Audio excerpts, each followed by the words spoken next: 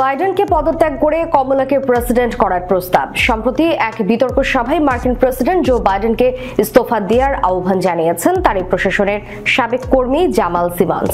তিনি বলেন, বাইডেনের উচিত প্রেসিডেন্ট পদ থেকে ইস্তফা দেয়া। এতে কমলা হ্যারিস 47তম মার্কিন প্রেসিডেন্ট হিসেবে কাজ করার সুযোগ পাবেন।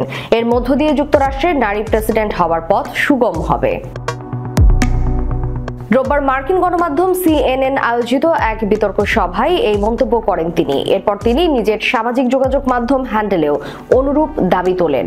তার এই দাবির পক্ষে সমর্থন দিয়েছেন অনেক আমেরিকান। জামালের এই প্রস্তাবের কথা সামাজিক মাধ্যমে পোস্ট হতেই তাতে প্রচুর প্রতিক্রিয়া আসতে শুরু করেছে।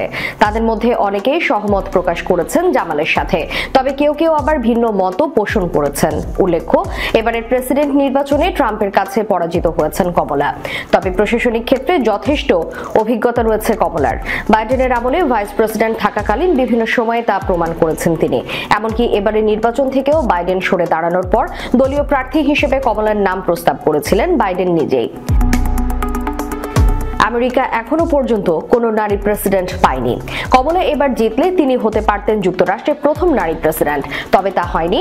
বাইডেন ইস্তফা দিয়ে কমলাকে স্বল্প সময়ের জন্য হলেও প্রেসিডেন্ট পদে বসানো গেলে তা দৃষ্টান্ত হয়ে থাকতে পারে বলে মনে করছেন অনেক আমেরিকান।